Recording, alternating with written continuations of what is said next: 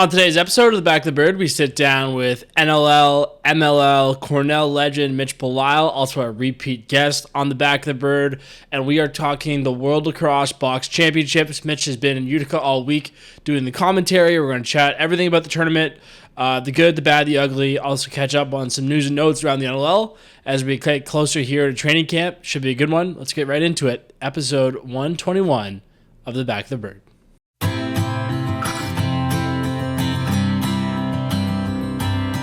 Take your first ride and run, baby, run. If you want a sign, this is it. You're mad, you're magic, you're as hot as a gun. You wanna play with fire, consider this. You'll chase the thrill if it's worth the hit, 'cause you never ever wanna work for it. Take your first ride and run, baby, run. You got a spine of steel and a roar of thunder. Yeah, you make me drown, yeah, you're pulling me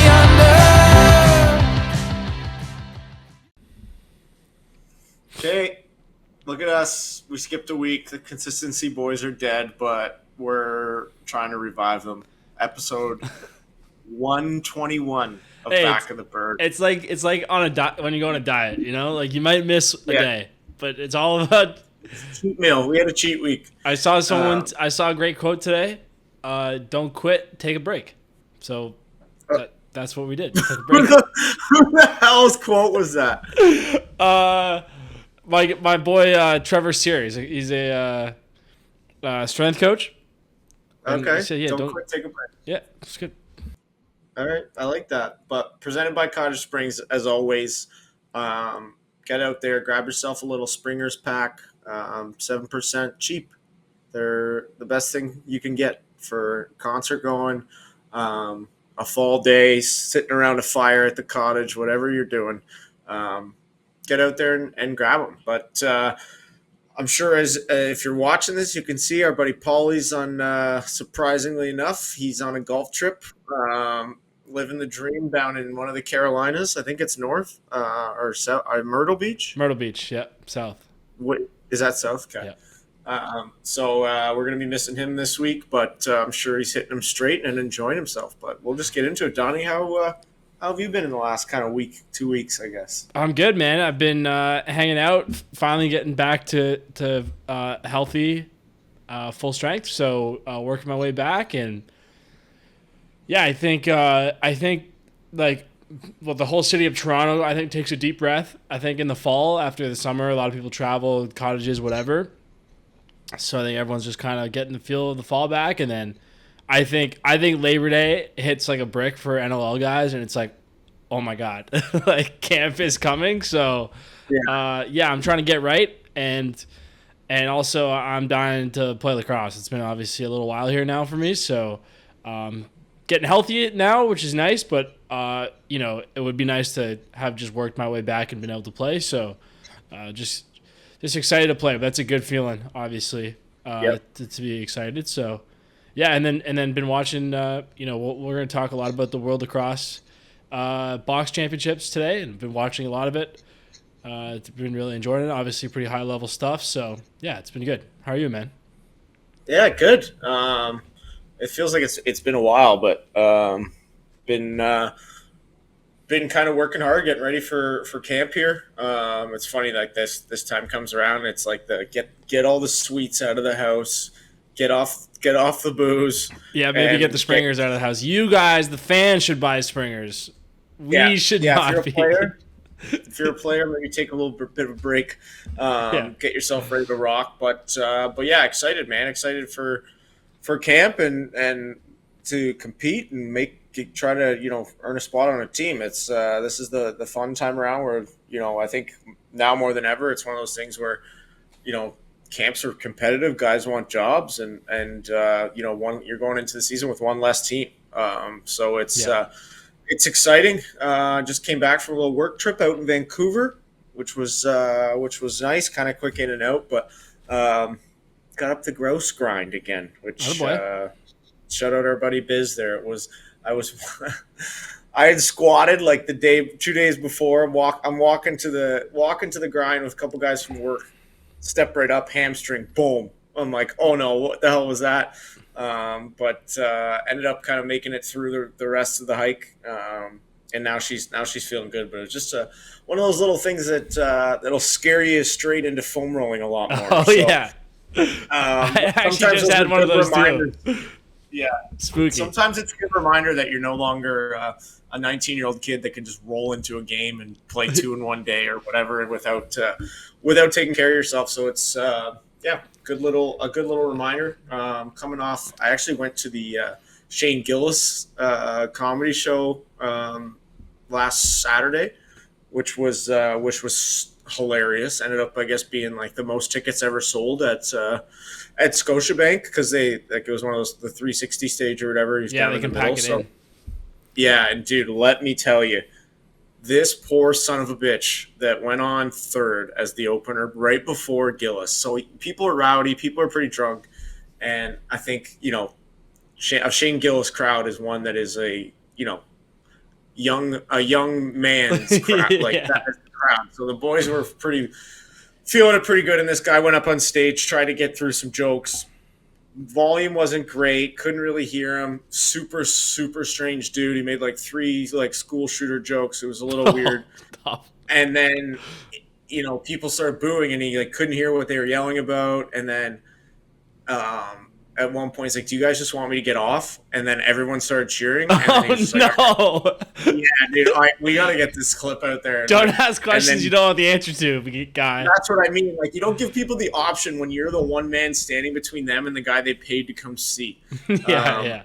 So he's like, "All right, I'm gonna get off," and he just left. And it like this poor guy, man. Like, it was one of those things where you're scared he's gonna take a long walk off a short bridge after that. Yeah. So. Hopefully our buddy's okay there and made it through. But it's one of those things I didn't really know why he was like. I looked him up after. He had like 1,000 followers on Instagram, and usually the third, like the opener right before him, is kind of like the best one. So I don't know what happened there. He was actually a guy that was in that Tires show too. Tires is so funny, man. So funny. So I think, if I'm not mistaken, I think he was the guy that like worked for the magazine that was like doing the special on him or whatever. Yeah. And yeah, anyways, he hopefully, I mean, I don't know if he'll ever do comedy again, but he wanted to try stand-up, so he went into the biggest crowd ever at the biggest venue in Canada. Yeah, he figured that was a good way to go. But a lot of funny jokes, man. He can lead into a joke, Gillis, like and tell him well, and then like each individual kind of joke he told like tied back to like one of the other ones, which was pretty funny. So that was a good little evening. But one funny story. We kind of took a break there in the summertime, so I don't think I told this. But right before I got back to playing with the Cannons this summer, I played, like I said, got back to playing, then got hurt again. I went out to practice with Mimico Junior A. I asked Gene George there if I could go out and run with him. They were coming off a win the night before. So I get there, and Georgie goes like, "Hey, just flow drills. Like, we're just going to kind of buzz around a little bit, move the ball. This is my first time playing contact." So I'm like, yeah, perfect. That's what I need. Just kind of get up and down. We get out there doing like a warm-up drill pre-stretch. And like a couple drop passes goes, and all of a sudden Georgie goes, "All right," and my stomach like drops. Everybody on the freaking line, and we start running before the stretch on concrete. But I haven't played on concrete since my last game of Junior A, which is pre-pandemic, and in that time went way through the need a stretch to get through a conditioning phase. But I asked to go out with the boys, so like, what am I gonna do? Like, I'm gonna I'm gonna sit on the sidelines and watch them run. So so we run. I thought I was gonna get hurt, make it through. Practice like pretty tough. I'm like sucking wind a little bit. The boys like did not care. Like they, just to like be basically 19-20 again. They couldn't have cared less, and they were just wheeling. It was great. It's unbelievable, man. What the what the body used to be able to do. Even like thinking back to junior, like for some reason we would have these like 1:00 or noon practices Saturdays if we weren't playing, and all the boys naturally would go out Friday, and then like the guys from out of town would stay at someone's house in Burlington and then go to practice. And like we would push the pace the night before and go to like a Sean Carty practice. I don't know if anyone's ever had one of those, but it's a lot of center to back, a lot of down and back, a lot of restraining line and back. And it was, there was I remember one time actually specifically the night before I was at a buddy's party, and it was in like an unfinished basement, and it was somebody had spilled a beer at the bottom of the stairs. I had no idea. I slip on the concrete and fall like hip pointer. Like this thing is ruined. And then we get into practice. We're doing 2-on-2s, and somebody like barely pushes me, but it was right on it. Yeah. I just erupt, leave practice. I'm like, this is, like, I'm done. And the other guy's like, what did I do? I think it actually might have been Eric Krepensek. So it's, and ever since we've been mortal enemies. So, yeah, I was gonna say just a sign of things to come for you too. Yeah, no kidding. But also, I don't know. I don't know if I actually talked about it on the podcast. It might have been before, but I thought for 2 weeks Brad Gillies was icing me. And not answering my texts. Because he's usually my fantasy football guy. I'll send him like a trade if something's coming through or something like that, whatever. And then we'll talk to each other about like trades that go on in the league or in the NLL, and then whatever. We catch up about other stuff. I'm getting these texts are not only delivering, they're getting read. I'm seeing that they're getting read. Finally I just write in the group chat like the Rochester one, like, anyone got a wellness check on Brad? And I send the screenshot in of like 9 texts I've sent that have been read. Everyone's all over them, blah blah blah. I go look at my phone contact.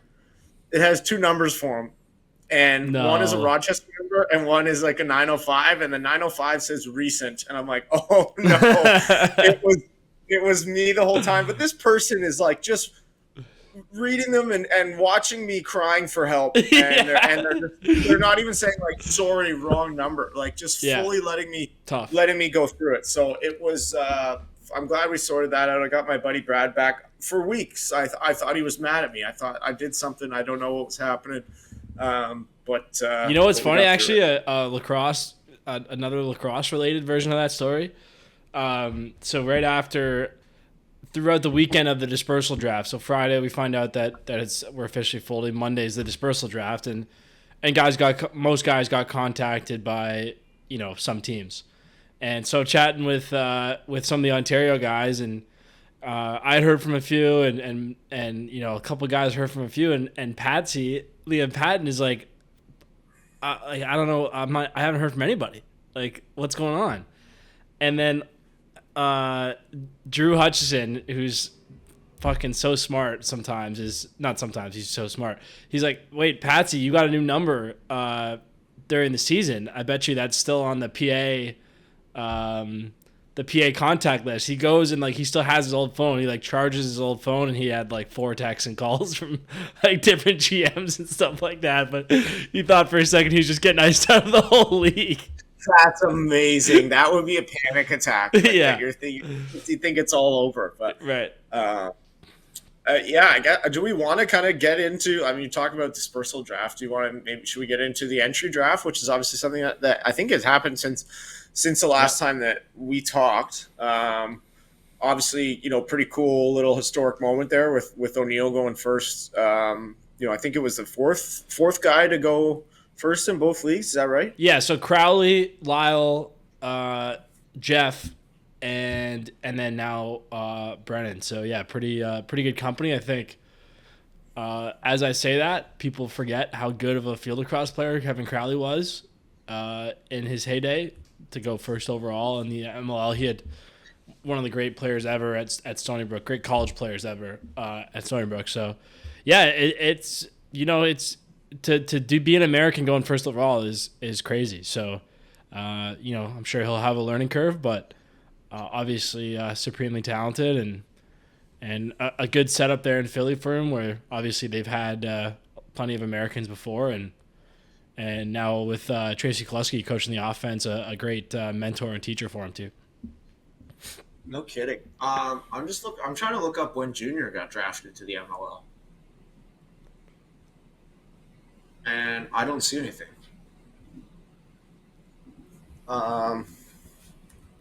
Because that's kind of surprising, isn't it? Yeah, I don't know. That he didn't go first.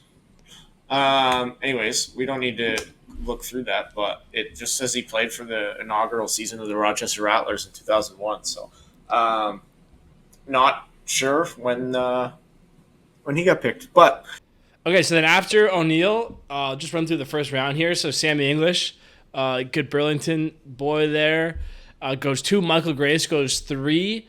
Neither of those guys played their undergrads at Cuse, but they will both be at Cuse this year. So Sammy did played his college ball at Princeton, is now doing his second year of masters at Syracuse. Then Michael Grace making the jump from RIT to Syracuse, another guy who played in Burlington there growing up. Former high school teammate of mine, Jonathan Peshko, goes to Vancouver at 4. Friend of the program, holds a notorious scoring record at High Point University. Braden Maillet goes 5. Ramos Shinato, defender from Coquitlam, watched him at the Minto. That kid's awesome. He goes 6 to Vancouver. Buffalo takes Lucas Nielsen and Luca Anton Giovanni. Nielsen was the MVP of the... That's a mouthful from old Luca. Luke, you want to hear about mouthfuls? Lucas was the MVP of the BCJALL, which is the official acronym of the BC Junior A League, which is just too many words, letters. Okay, interesting. Trent DeChico had a big man cup, goes 9th to San Diego. Jack follows, good Cornell boy, 10th to Calgary. Alex Bean goes from Loyola to Georgia at 11, and then Jacob Power, Jake Darlison, Robbie Turpin, Taylor Dooley, and Matt Accioni finish out the first round. It feels like with the compensatory picks, the first round goes on Anton Giovanni for quite a bit. Yeah, former captain of the Adanacs, I believe. And interesting. Yeah. Now, where do you think Luca's from? In terms of that last name, It got to be Italian, right? got to be Italian, right? Yep. Now, all-time bundling I saw, and I sent it to you guys, but and honestly, it's not that far from the truth. But I saw when they put up the post that Braden Maillet was drafted 5th overall to Calgary. The first comment at the bottom was the only good player to ever come out of High Point, which was so disrespectful to Connor Robinson, by the way. That's what I mean. It's so mean to Asher and Connor. And this was the same day that I tweeted something nice about our buddy Jeff, and then some other burner account. The internet did not like that. No, okay. So this one, this is funny.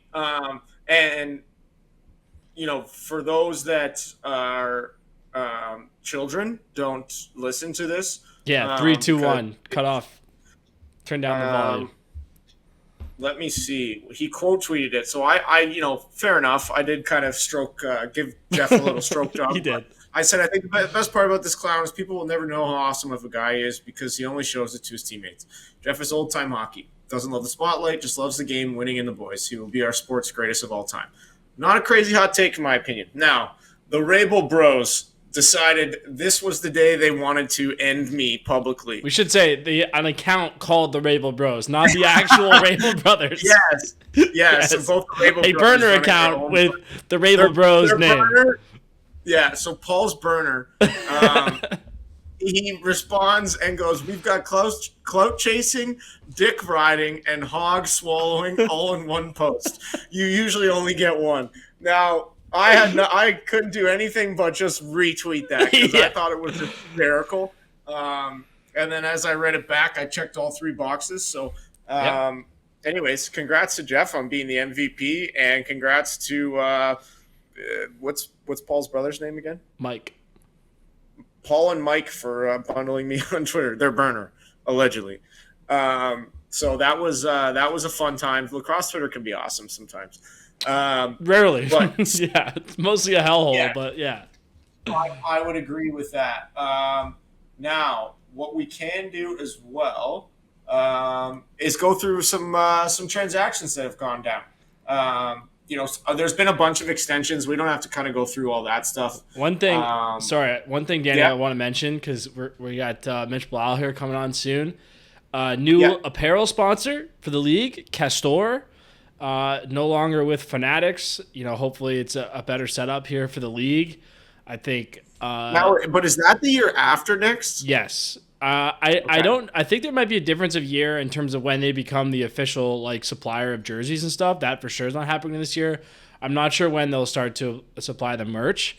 I have a request: jersey shirts, t-shirts, black or white or a team color, a simple team logo on the front, player name and number on the back. You gotta have jersey shirts. They were actually weirdly available in Canada last time, but that should be like the primary product you push. You will make thousands of dollars off family and friends alone. People love jersey shirts. College kids go to Darties, jersey shirt, great. No one wants to wear, relatively few folks want to wear full box jerseys around. Get the jersey shirts. Yep. Get the jersey shirts and make them like a nice material that's not like just like a cotton thing that's going to shrink. Get a little fucking dry fit going or something.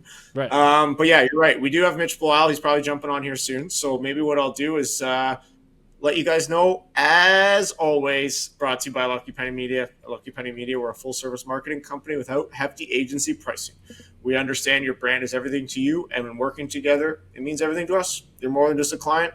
You're a partner and a teammate. Our philosophy is simple. You grow, I grow, we grow.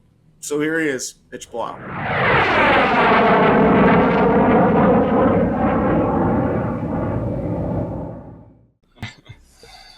All right, I'm going to hit the intro here, Danny. Yeah, you're damn right I do. All right, today's guest is a repeat guest, NLL, MLL, Cornell legend, Mitch Belisle, and also a lacrosse broadcaster, which is most of what we're talking about today, doing all the World Lacrosse box stuff. Welcome back to Back of the Bird, Mitch Belisle. Honored to be a two-time guest. It's a short list. Yeah. That's why it's a big honor. A badge of honor. I just dove back into Back of the Bird. I had taken a little hiatus from the podcast game, and I was laughing my ass off at you guys. So it was great timing. I listened to an episode, and then Lomi texted me, and I was fired up. That's that kind of brings up a good question. Like, you were doing a lot of the Riptide games last year. You kind of live in the New York area. With them going to Ottawa, do you know yet what kind of your NLL outlook's going to look like, or can you share that, or still trying to figure everything out? Yeah, I'm currently an unrestricted free agent right now. I'm weighing options here.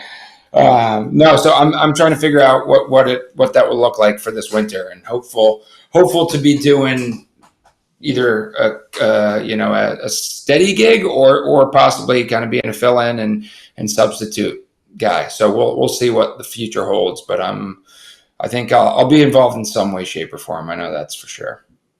They can't afford you. That's what's going on. You're doing the old holdout. We're gonna have to send this thing to arbitration, I think. But I mean, you were just kind of, before we jumped on, you're talking about it, man. Talk to us about the road warrior life here. Just trying to doing all this stuff in Utica, and going. Were you going back and forth for every game?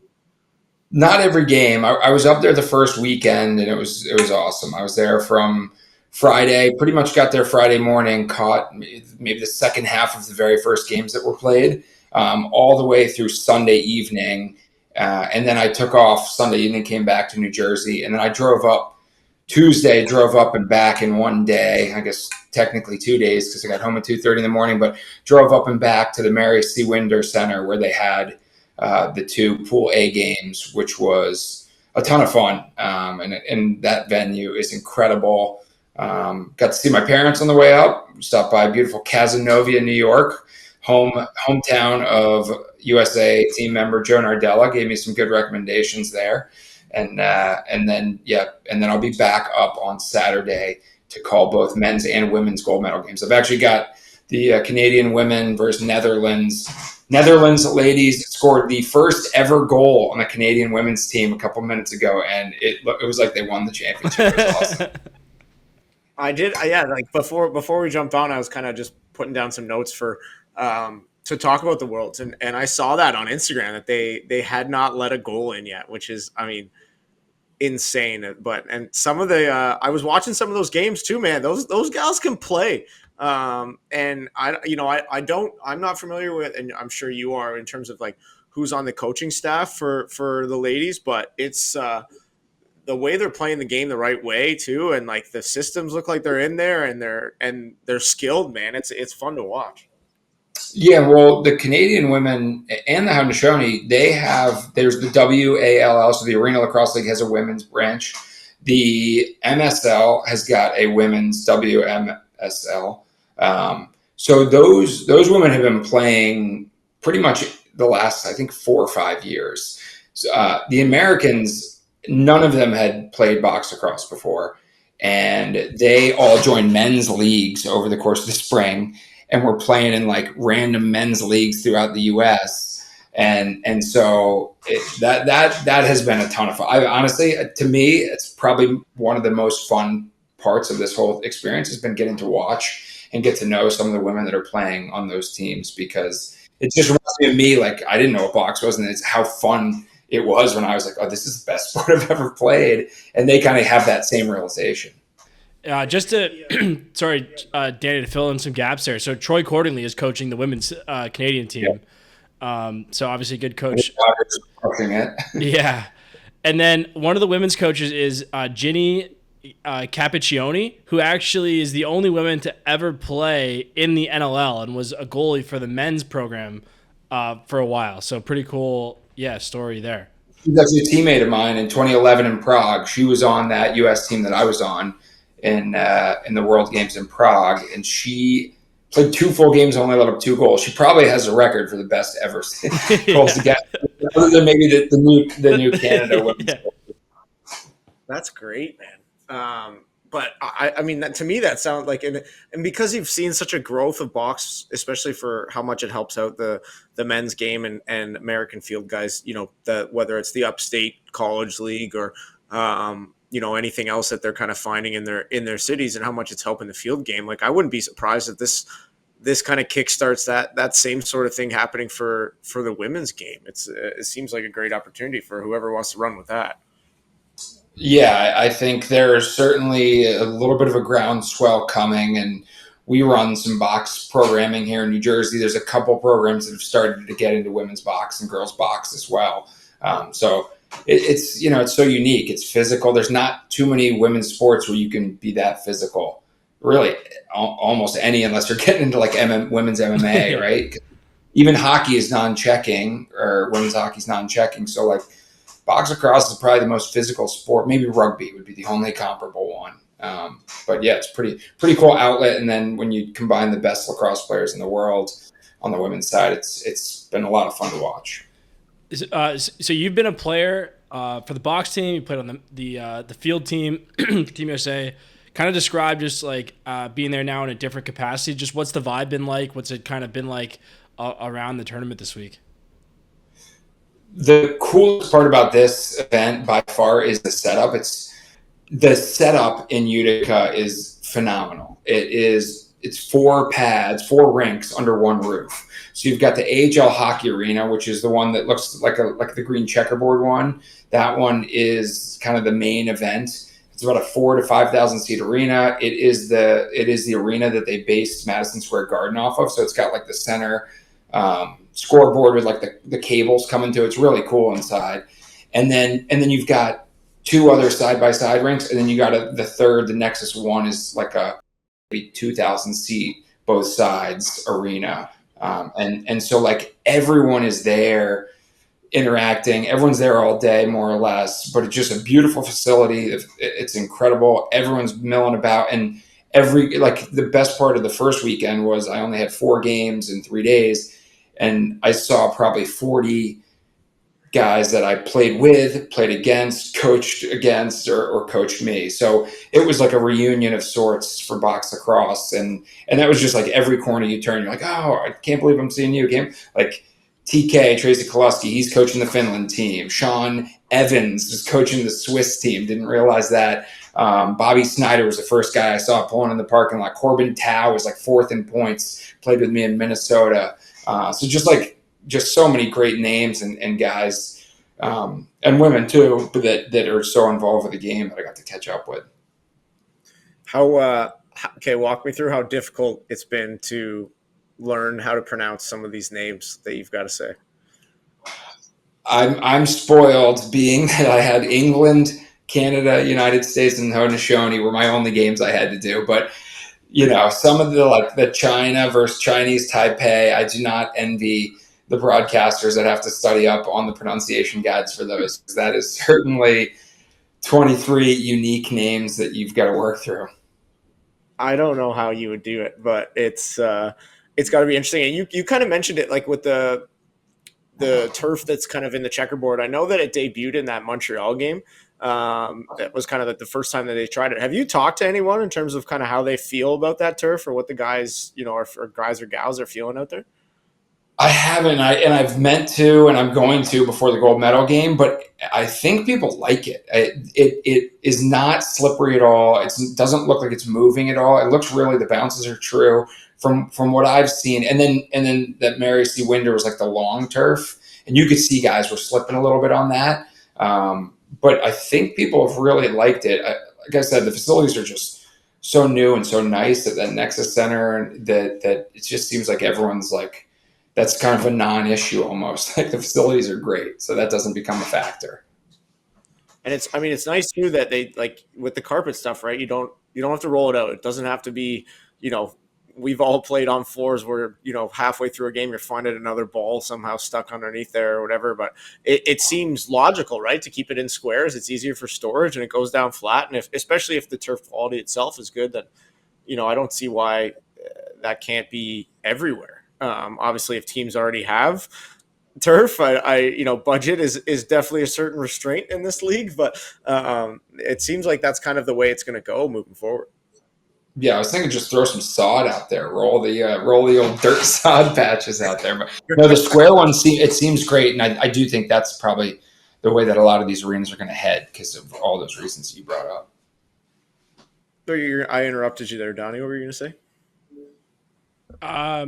Yeah, I was just saying, you and your broadcast partner were all over it for the Oneida game. Like, I think they're saying guys were buying cleats and stuff, so it was sort of interesting. But when I talked to guys after the Montreal game, and the guys who played there liked it, so I haven't heard too many issues. I think the how it looks different in Utica is probably not ideal. Like the checkerboard look, I think is like thrown off a few people. But I'm sure you could get creative with that if you really wanted to as well. So there's maybe some opportunities there. But how there's obviously a lot of like North Americans that play in the tournament for a variety of nations. But like just in your time going to these events, how has the play kind of picked up? There's certainly and you saw it today in the quarterfinals, right? There is the tier of Canada, US, and Haudenosaunee. It's the next level. But then below that, maybe the coolest story is the England team. They had Corey Small, they had Jack Royer, and they had Cam McLeod. Those are kind of their three outside guys. But other than that, it's all English guys, and they were looking really good defensively. Their whole defense is English, so like these are guys that are playing in England in leagues, and that's it. And so to see that growth in country, and more countries are starting to do that. You're still getting the Slovakia who have Josh Dawick, who's putting up 15 goals a game. But the Czech team is like pretty much all Czech, and they are, they're playing real box out there. They're skilled. The only difference I think is they just haven't reached those like elite level athletes in their countries yet, like the United States and Canada and Haudenosaunee have at this point. Yeah, I mean, the problem is the development in Canada and US is going faster than it ever has too. So it's like, I feel like the sport of lacrosse here has hit an accelerator in the last 20 years where even guys who've been playing their whole lives here are like, the coaches kind of generation are saying like, this is the most skilled we've ever seen guys as well. But that's, it's cool to see. I was watching the Japan-Canada game today. Obviously, it was a blowout, but one of the Japanese guys threw like a twister floater on Rosie that went in, and it was like, man, that was sweet. Like, I think Japan's a good example of like just maybe not quite the elite athletes, but those guys are skilled and they play hard and they play well together and stuff. So it's cool to see. Yeah, I mean, I was watching like a couple games. I was like, I don't think I can make that roster. Yeah. now today. I don't think I can make the hungry roster right now. Yeah. I was kind of thinking about this because I watched both the Canada Haudenosaunee game and then Canada US game before, and this is something that kind of struck my mind, and I think it applies to a bunch of different sports, especially when you put these kind of like super teams together for each country. Is all of these guys are kind of used to being the guy on their team that has the ball most. The things flow through them. They're going every shift. What did you notice in like the play or kind of early on in the tournament in that pool A, and how did it develop in terms of kind of guys starting to figure out how to just play ball as a whole, and work in maybe different parts of their game? It's a great question. I specifically that first Canada England game, I was like, oh, they're just not going to shoot from the outside. Maybe that's a strategic thing. They're like, let's work on our inside game. And I think to a degree, it probably was something that the coaches brought up. It's like, hey, let's find the one more pass. But it was like they were trying to find a secondary third pass, tertiary third pass every single time. And when they could have probably just ripped from the mid range and scored like 75% of the time. And I was like, that's kind of weird. But then as the games went on and they played the next level team and then against the US team, like you just saw this tic-tac-toe passing from some guys where you're just like, oh, that's a great look. And then he makes one more pass and it's just an empty net dunk in there. And I'm like, that's what they were working towards, right? It's making that one more. There was one specifically today in the Japan game where I think it was Ryan Smith was cutting down the middle. It was like three passes cross floor, and then they hit him off a pick. He catches it, has a wide open look, and like fakes, and then just slowly passes it to Jacko on the backside, and Jacko just like slowly puts it in the empty net. I'm like, that's what they're working towards was getting that. Like they know exactly where other guys are. They're willing to make that extra pass, and then when they do, they don't even have to pick where they shoot. They just plop it in the net. It's funny too because I think Jacko's the best in the world at the quick stick. So many of those end up with him. And to your point, Danny, I think it's interesting that guys who are taking like more of a kind of secondary role are actually like leading Canada in goals because the feeders are so good and because they're not settling. So like Smitty, Jackson, Tanner Cook, they're all way at the top because they're playing with these guys who are great feeders. And like you're saying, Mitch, they're just trying to work it inside. So it's been pretty cool to watch that way. I've been mentioned a couple times. You're an alumni of Team USA. Really, kind of a landmark moment with the win in Game 1 over Haudenosaunee. What was your kind of takeaways from that game, and just kind of what it kind of means for the program? I think it just showed how far the United States box program has come for sure. I do think it's going to be a fascinating game, that rematch between the Haudenosaunee and the United States tomorrow night. That's going to be an awesome game, and everyone should definitely tune in because the Haudenosaunee were playing a whole new style. They were sending Lyle Thompson, arguably the best offensive player in the world, out the back door. They were sending Zed Williams out the back door. I was like, you got to not do this. And then they kept doing it over the last two games. I'm like, it's starting to kind of look better and better and better. So I think that's going to be fireworks come tomorrow night. I believe it's 7 p.m. that game. But for the United States, I think two things stood out to me. One was goaltending. Like Go Abrams stood on his head, played amazing. And he played really good against Canada too. And then Hutchinson came in and played well. But goaltending is a huge differentiator in box. It's just such a big one. And the fact they have that goaltending makes a big difference, to be a little bit more confident, a little bit more aggressive. And then the defense was like every single guy had someone's stick up in their hands or a check or a lift as they were trying to get rid of the ball. And I think it kind of put the Haudenosaunee on their heels and frustrated them. And then it led them into a little bit of penalty trouble, and the U.S. capitalized on that. I'm really, we'll see what happens tomorrow night. I think they're going to be more disciplined. I think they know now a little what to expect, but I could see this being an overtime game tomorrow night. It's such an again interesting, so interesting to watch the U.S. right, because to me it's like a collision of the combined with kind of the learnings of the box game as they're going, right? It's like you see almost like a unique style of play out of a guy like Jack Hanna, like who's just like almost bringing like a field dodging aspect and ability to rip the ball from anywhere. And then, I watch a guy like Splina, and obviously we watched him in the summer. Like, to me, when you watch a guy like that, he doesn't look like it's like that threatening or like he's going to make that crazy of a play. But then he throws sneaky behind the backs, and it seems like every shot he takes is like off hip and finding that little gap or the bouncers. It's so deceptive. Like, what's it like to watch, these guys kind of bring both the elements of box and field to the indoor? Jealousy first. I learned that from Mitch Belisle highlights. That's how you walk so that these guys can run. Cross check. Yeah. It's really cool, and I think you brought up like Jack Hanna with that like quick top step and then ripping it on the run. Charlie Bertrand had a couple across the top.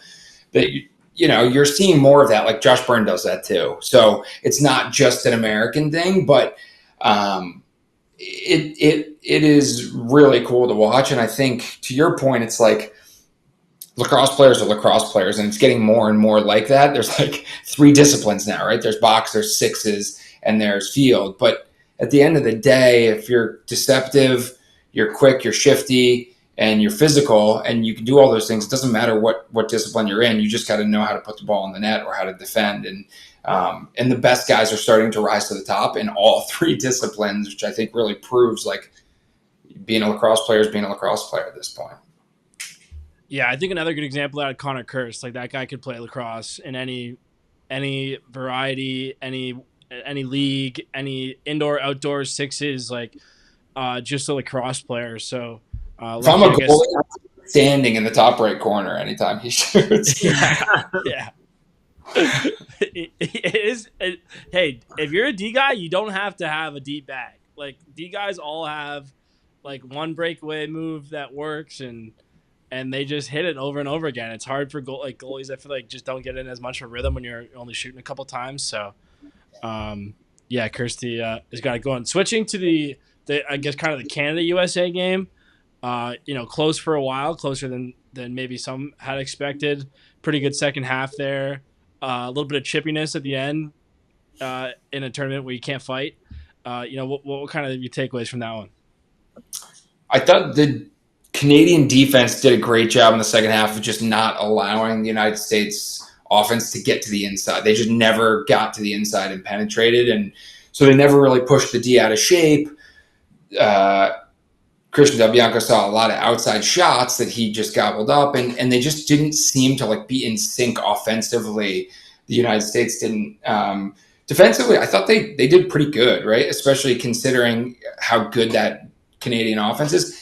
And then the ones that the Canadian guys like 1, 2, 3 catch and shoot in the same motion, like how do you even defend that? You can't. Like you can't. There was a few. I'm like, there's just nothing you can do there. It's just it's too fast, and guys know where the other ones are going to be. And when Robert Church sets that little up pick and they swing the ball while he's doing it, the timing is so perfect that he's like sprinting off of an up pick, immediately catching and shooting. Like, I just don't know how you can defend that. So I think all those things considered, like, if it ends up in a Canada-USA battle, the last piece to this I will say is that arena was definitely smaller. And I think that hurt the Americans. I think having the bigger arena offensively gives the Americans more room to be creative, to push out. And I think, so if it does end up US-Canada, I think being back in the Adirondack Bank Center would be to the Americans' advantage. But then again, it just felt like the United States just ran out of steam where Canada just kind of continued to ramp up over the 4 quarters. Yeah, it definitely looked smaller, and I think some people might not realize is like it always messes with the spacing offensively when the rink's smaller. We deal with it like in preseason up here, playing at some of the smaller venues up here. And I thought for Canada, even like there was outside shots that I thought they could have just been stepping into, and the whole game was played like in a shoebox. Obviously, the Canadian defense is massive, so it gets tough. And guys like Spallina are still in college going up against Graham Hossack, who just took a shot off the face today and didn't care. It's obviously going to be tough. So I agree. I thought that was interesting, the small floor, but Yeah. I mean, obviously you just to kind of keep digging into Canada a bit, talked a little bit about US, but you got to watch Cheater play, all through New York and in the PLL or what have you. What have your takeaways been from kind of watching that guy play at the world level so far? Well, it's funny. The first 3 games, he was one goal, 11 assists, and when we're doing the pre-production meeting, and we're like, okay, what players we're going to focus on? I'm like, Jeff Teat is going to not end this pool play with 1 goal. I'm telling you that right now. It's like he's just too good. But like you said earlier, these guys are so unselfish, despite being like the one guy on their team. Like they know they all have the trust of like, this guy's a number one, this guy's a number one. I can share the ball, and it's going to either find its way back to me or he's going to put it in the back of the net. And I think Teat did that early in the series or the pool play, and then in this U.S. game, it found its way back to his stick. He had a couple of unique opportunities. I think he had hit the dunk goal from behind. So like, it's just one of those things where everyone eats on that offense. It's just a matter of time, and they're all kind of taking turns, but. He's just so next level. It never looks like he's trying hard, and that's the part that I think when guys are really great, that's maybe the hallmark of it or the frustration of it. I don't know, but it's like he's just never looks like he's trying that hard, and you're like, oh wow, yeah, I guess he had 8 assists this game. Maybe he was doing something right. I guess to kind of piggyback, off of my question from before about kind of. Guys being the A guy and then kind of coming in and figuring out. You've played in these world championships where you're kind of bringing a team together and you get a few practices. What's it like from a coaching standpoint, trying to implement a system when you have such a quick turnaround in order to play these tournaments? I mean, well, for the Haudenosaunee, you just take whatever you're doing with the Six Nations Chiefs because there's 13 of those guys on that team. But yeah, I mean, there's not a lot of practice time for these guys. But I will say they're playing 6 games, 7 games in 10 days, right? So it's like you're just playing. There's a little bit of time to review film and stuff, but it's really like a baptism by fire out there. And I think and maybe this goes to the changes, like all these guys are superstars, but 13 of the guys on Canada are captains or assistant captains in the NLL. So these are like guys that are like true leaders, selfless team guys anyway. So it's pretty easy from that standpoint to get guys to buy in, I think. It's just a matter of like, how do you come up with the winning strategy, right? That's the other one. Is like, okay, I think these guys are going to buy into the strategy. I might not have that much time to put it in, but how do I get guys to just fully buy in and do it? Haudenosaunee went with this like positionless. Canada went with like, let's share the ball and everybody eats. The United States, I think it's still a little bit of a hybrid with a little bit of everything. They're still trying to figure out the offense completely. And then defensively, it's just like push the hell out of the ball, push transition and get scoring from the back end. But each has worked to a degree. So it'll be interesting with this final semifinal clash of the Titans here tomorrow. You think it makes it harder for the Americans because it's hard to change things after you win? Like, going into the Haudenosaunee game, the whole like hard to beat a team twice. Like, I don't know. Do you think they try to change stuff, or you think they kind of just try to run the same blueprint that they had last time that obviously worked really well? It's a good question because I think the Haudenosaunee team is going to be more focused, more disciplined. I think they're just way more in sync than they were that first game. They were trying to figure out their game plan. So they're going to certainly have to tweak how they play them defensively, I think. The Haudenosaunee, when they against Canada, they like packed it in so tight. And if they do that against the United States, I think the United States is just going to bomb away from the outside and just try to beat whoever's in net. I think it'll probably be Dougie, but we'll see. So that's the one thing, if you do that and you don't have success, does that become a problem? And I think can they move a Zed Williams out of the way? I don't know. That's going to be a challenge for them. I think Brandon Robinson, he was a big piece of their success on that Friday night. He was opening things up. He's monstrous. I think Charlie Bertrand needs to be a big part of that. He's a big body and he can bang a little bit, but he's got nice hands. Like Hogarth has kind of been that on the Haudenosaunee side, where he's like, he gets to the inside, he opens things up, and then he rolls and catches ridiculous passes and puts them in. So like, can the United States do that enough to be a threat from the inside, and then also a few from the outside drop in like they did on Friday against the Haudenosaunee? If they do that, good things will happen. If those two things don't work, then I do worry, what is the next drop down item on their strategic game plan offensively? What was Donnie? I mean, Donnie, you kind of talked about it. A little bit of almost fisticuffs. What was the thought process before out there when you were seeing those guys kind of go at a guy like Priolo or something like that at the end of a game? Well, I was talking to Joel White today, and I was like, "What were you saying to Berg?" And he was like, he was saying, I was just laughing because I'm like, "What? Why is everyone so tough when no one can fight?"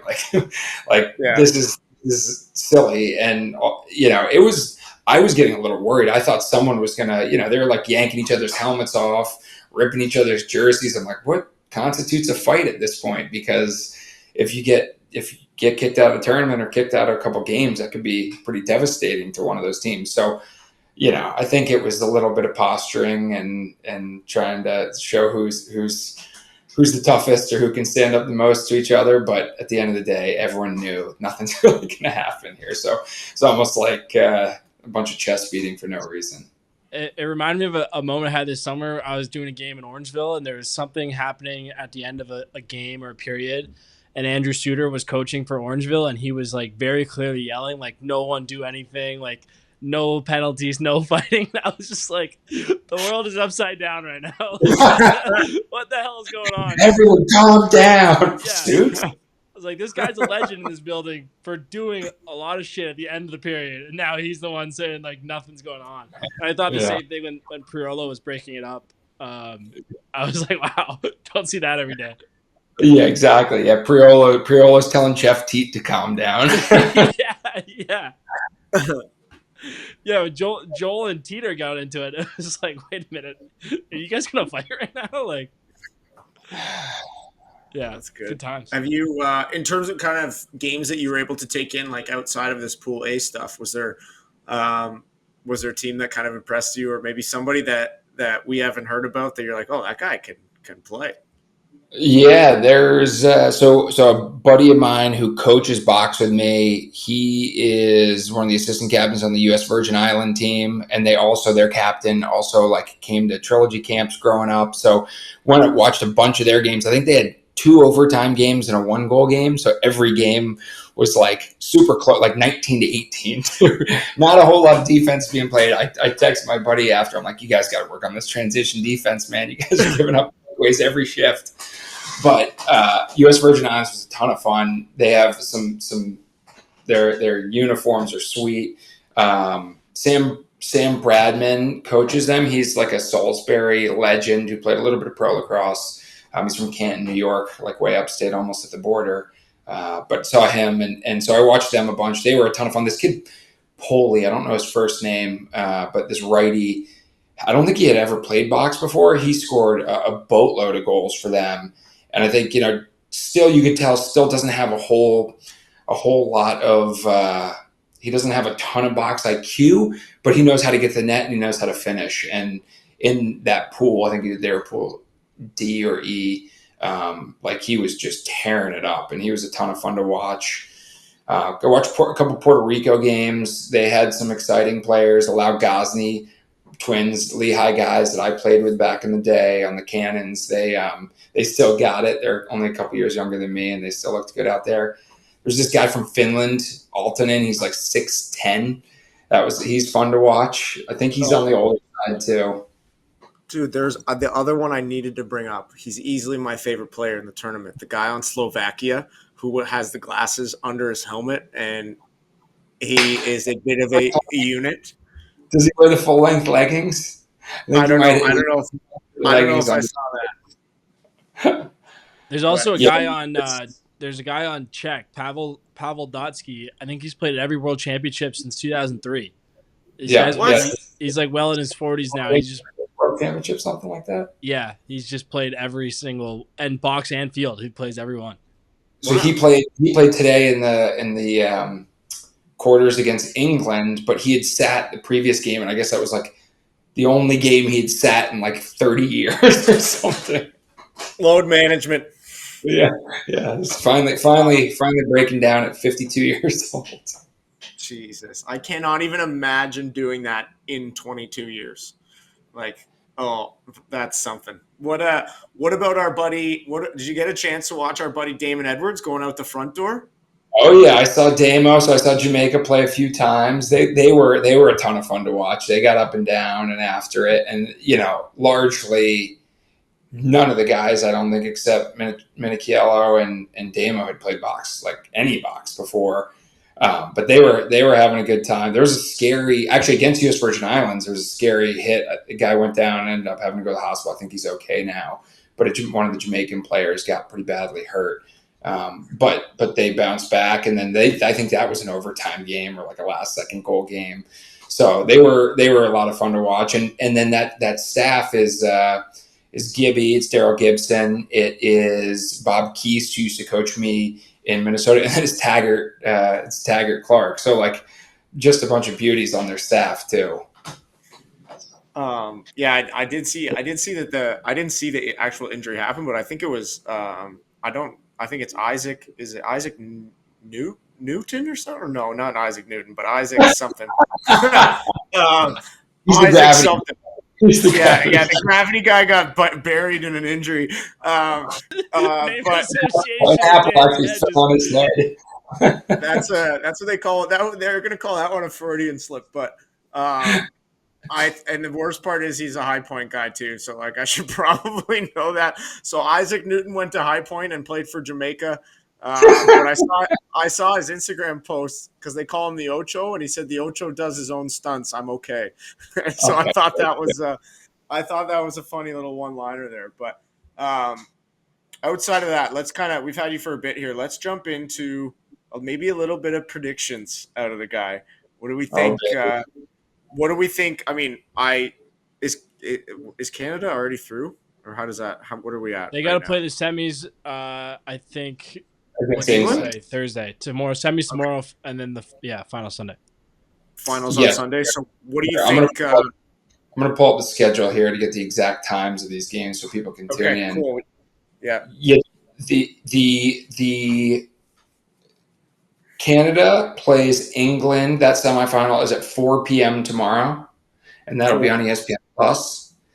And that one, I am going to go with Canada. Shockingly. Bulletin board material. I got to know a bunch of the England guys, and they're awesome. They're gonna hate you now. And I've said this a couple times now, but like their goalie has been playing goalie for a year. Their backup to Cam McLeod. I'm like, can you imagine any other sport that happening? You're like, yeah, I just picked this sport up a year ago. It's called basketball. And they're like, oh, yeah, here's LeBron James. You're going to go one-on-one with him, okay?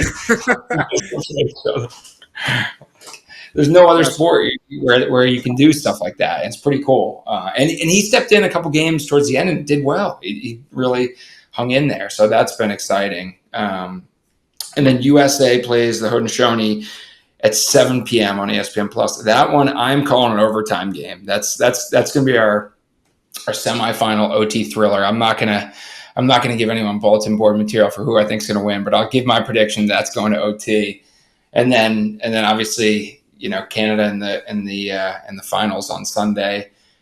Women's side, it's going to be Canada versus USA, almost guaranteed on the gold medal game, and that's going to be awesome because neither team has really faced a challenge.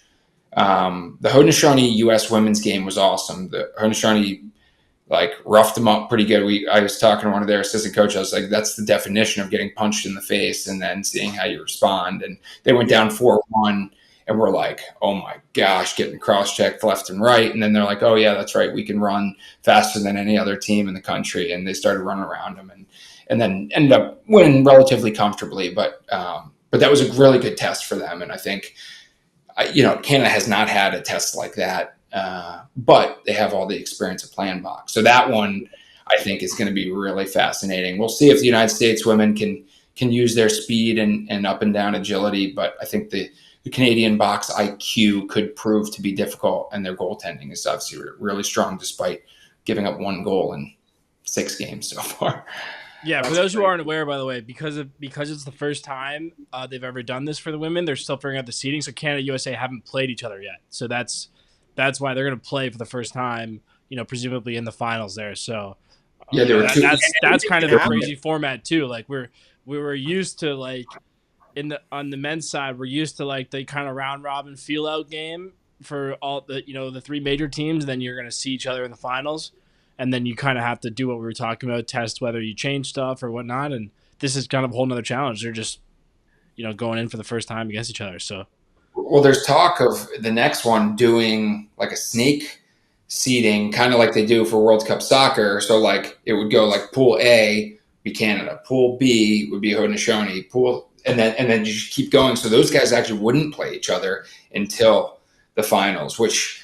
There's good and bad to that. Obviously, it would be a similar situation at the women's teams where they probably wouldn't get very many close games in the first few rounds, but then the playoffs ratchet up. So it'll be interesting to see what they do in 28, which also I'm interested to see if they do it in 28 because that's also the Olympics, Summer Olympics. So will they do 6s right into box? Not sure how World Lacrosse is going to handle that.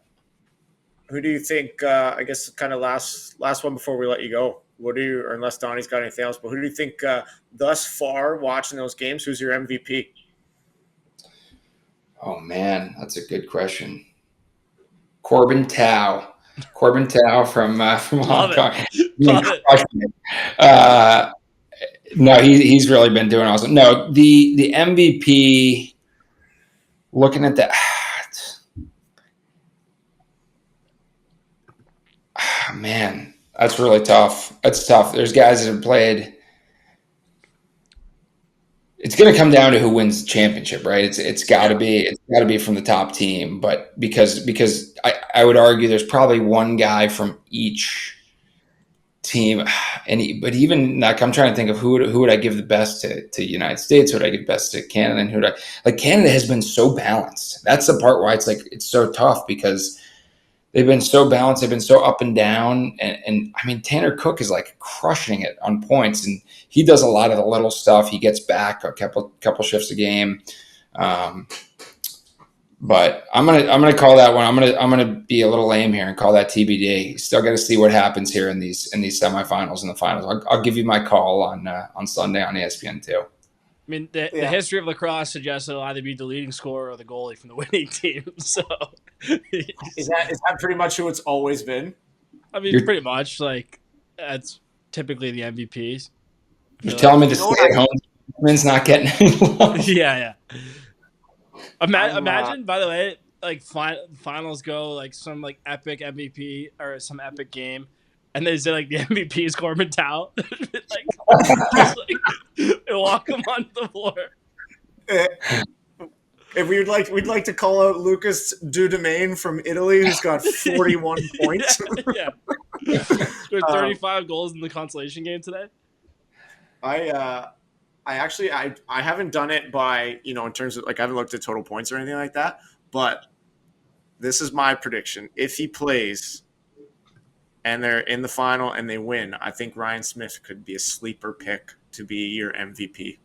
He's been awesome. He has been. He didn't play in that U.S. Canada game, and so I kind of didn't think of that one. But the first 2 games, he was just everywhere and doing all the little things and finished a ton. And yeah, he was great.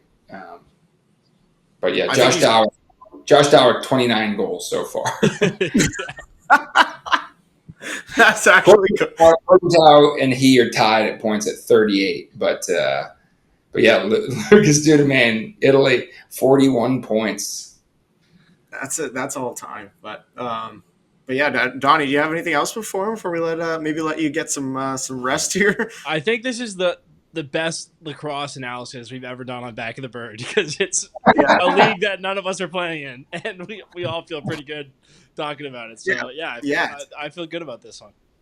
That's good, man. Yeah, we appreciate you taking the time, and I think it's Go We had ahead. to ditch Paulie. Paulie would have derailed us and gone into all kinds of stories down memory lane, Yeah, Paulie would have known the 47-year-old Czech guy. They had beers in Prague like a decade and a half ago, or Paulie fought him. Paulie fought him in the World Championships when he was 48. Yeah. Then they became best friends after or something. You got to go deep into the archives on laxfights.com to find that one. Yeah. Oh, yeah. Unreal. Awesome, man. Well, we appreciate you doing this again. Everyone tune into those games Friday, 4 o'clock, Friday, 7 o'clock. And then Sunday, what time's our championship? 1 o'clock for the women, 4:30 for the men on ESPN 2, or I'm assuming TSN 2. Yeah, it's on TSN as well. Yep. Great. Good stuff, fam. So make sure everyone tunes in.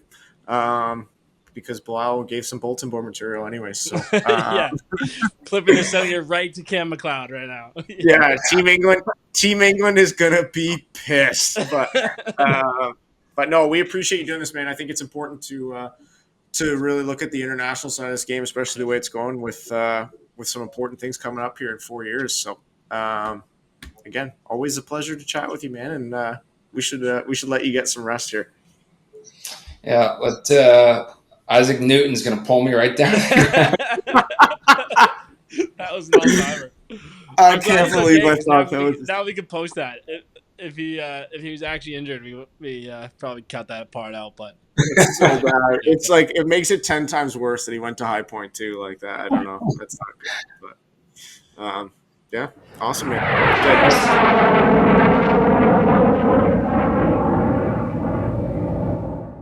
All right, we're back.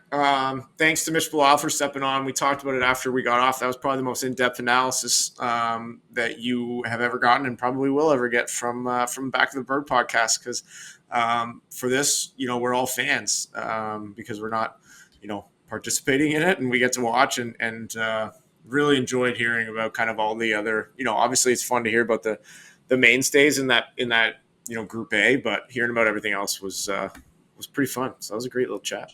Yeah, obviously we got a lot of buddies, but if you listen to this, you can probably tell we're pretty partial to our buddy Smitty and Teeter and a bunch of the other Canadian guys. So good luck to everybody this weekend. Just been a treat to watch them play, and good luck. Yeah, and we said it in the interview, but we want to reiterate too, get out there, check the schedule. I'm gonna pull up the schedule right now so that everyone. So tomorrow. We're going 24-hour clock. This is fun. Oh boy. Tomorrow we got Canada, England at 4 o'clock. So I think what you can do is that'll be on ESPN Plus, TSN Plus for our Canadian listeners. So here's what you want to do. Here's what you want to do. You're probably working from home on a Friday. Yeah. Finish up your work, put the game on, right? Clock hits 5, you take the Cottage Springs out of your freezer, or out of your fridge, excuse me. Or maybe even put it in the freezer for the last 20 minutes if you want to. If that's not a bad idea. And then you crack the Cottage Springs right at 5. It's the weekend. Finish watching the Canada game. Couple more Springsies, maybe. Not if you're getting ready for training camp, but if you're a fan. And then maybe order pizza for 6:45 maybe.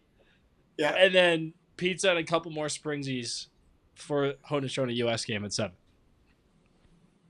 I love it. I think that's great. Yeah, pretty solid. Yeah, and then maybe at halftime, you go for a little bit of a walk around the block, get the getaway sticks moving, stop at a convenience store, grab yourself a snack. I don't know, maybe a mixed bag of candy. Come back, what you want to do is take your sticks with you for the walk. Have a little walk catch. That's a good little activity for get the sticks moving. Talking about you've been watching lacrosse, kind of try out some of your own stuff and keep it moving. Yeah, I like that. Get in the backyard, rough each other up a little bit if you're kids listening to this. Just go wrestle if you want to. Yeah, just go fucking beat the wheels off each other, a couple people's elbows. The players can't fight this tournament. That doesn't mean anything about you. No, and then gold medal game. Math guy, 10, 12, 4 o'clock on Sunday. Didn't he say 1 o'clock? No, women's game's at 1. Friday we got USA, Australia. at 2:30. Oh, so that leads you right into the 4 o'clock. Are you kidding me? This schedule is great. Yeah, that's like take the call, like take your last call games on in the background. Yeah, it's 2:30. It's after lunch. You're fine. Mail it in. And then Yeah.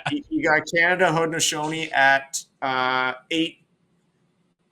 8:15. Fucking 24-hour clock's got to Wow, stop. it's kicking your ass right now, man. Because like these fucking weird numbers with 15s in them. Get out of here. Then that's at 8:15, and then the Sunday, September 29th, you're gonna have your gold medal match at 1 p.m. So make sure to tune into all those. Thank you so much for dealing with the aneurysm I just had trying to do that. Yeah. Now, Donnie, I know you've got a little special PLL card pack over there. We want to maybe see if we're gonna pull a gem. Yeah, so should have ordered some more, but we got the PLL cards, that trading cards released. If you're into trading cards, on Lacrosse Culture Daily, the website where you can find Back the Bird, we have a Thursday segment called Lacrosse Card Landscape from our guy Todd Tobias. He knows more about lacrosse cards than you would think it is possible to know. It's incredible. I've learned a lot. So make sure to check that out. Through that, I have learned that there's an NLL pack coming out, in the near future, I think kind of undetermined future.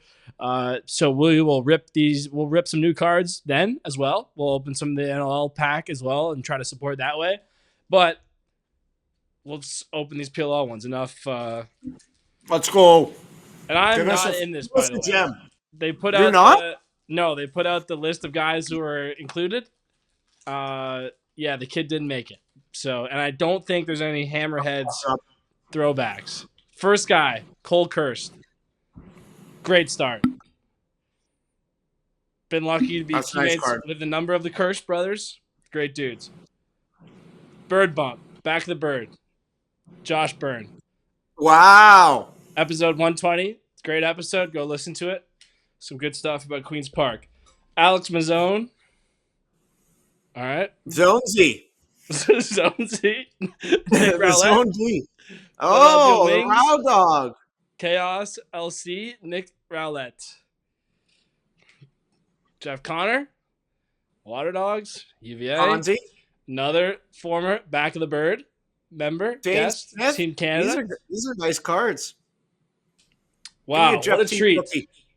Wow, we're going on a heater of Back of the Bird guys. Autographed, signed, Trevor Baptiste. Oh, that's got to be worth something. I should check. That probably is worth something. Wow. So, yeah, San Diego Seals, Atlas, New York Atlas. Also, okay. Back of the Bird guest. Back of the Bird guest, Zach Courier. Ooh. Water Dogs, Team Canada. Not a Back of the Bird guest. I'll have to get him on. Piper Bond. Oh, Bonzi. High Point legend, Asher Nolting. Oh, that's a nice one. At least one of the top 5 players to ever play at High Point. Yep. Ryder Garnsey. Garnsey? Oh, that one actually works. I don't even have to change his name. It's just Garnsey. Back of the Bird guest, Tom Schreiber. Oh, nice. Wow, we're rolling here. Wow. How many fucking cards come Back of the Bird guest, Trevor Baptiste again. Not signed. Is that signed. The same card? Is that the same card? This one is up for grabs. Someone can have that. Sam Hanley, beauty. Penn, right. Chrome, now with the Outlaws. My college teammate, Johnny Geppert. What's up, Gep? Gepsy? Top 2 LSM of all time, Mike Earhart. Not Back the Bird guest. And then to complete the Brothers Rowlett pack, we have Nick's brother, Jack. Nice. All right. I feel pretty good about that, honestly. Dude, that's Donnie, that's a $70 card you got with the Baptiste one. Oh! Should I sell it or kid's what? Rich. I don't know. We might want to hold on to that one, but I got to talk to my boy Todd and figure out how to even sell it if I want to. Yeah, you know who is going to be all over you after this episode comes out? Rosie's going to fucking want that card, let me tell you. Well, he can have it for $70.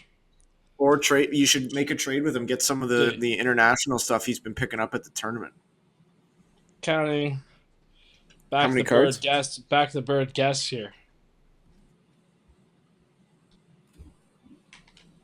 6 back to the bird guests. That's you know, if you're a kid, you want to be in the cross card packs. If you're a pro, you want to be in the cross card packs. Come on, back to the bird. Yep, you heard it here first. But so that was our first don't ever. Produce back to the bird because that you won't get on. You very far at all. No, and don't host it either because you won't even be considered a good player that came out of High Point. They'll get bundled by people online. Hey, you say one more bad thing about yourself, I'm gonna put the Hammerheads jersey back on. It stays in my hip pocket now. I might have to put on the yellow one that I have and go to bed with it on. But still smells like Bud Light. Yeah, it smells like the Cutwater tequila margaritas. Oh boy, that's tough. That was the first time I ever had them. Was in that bubble, and like the boys were just literally bobbing for apples in the cooler to find those because they were 12.5%. Cutwater walked so that Cottage Springs could run. Yeah, 100%. Yeah, no free ads. Fuck those things. Yeah. We appreciate you guys listening. That's episode 121. Cottage Springs, we love you. Fuck anyone else. And make sure you go listen to or go watch those the rest of these World Games. And I guess we'll chat with you next week. Peace.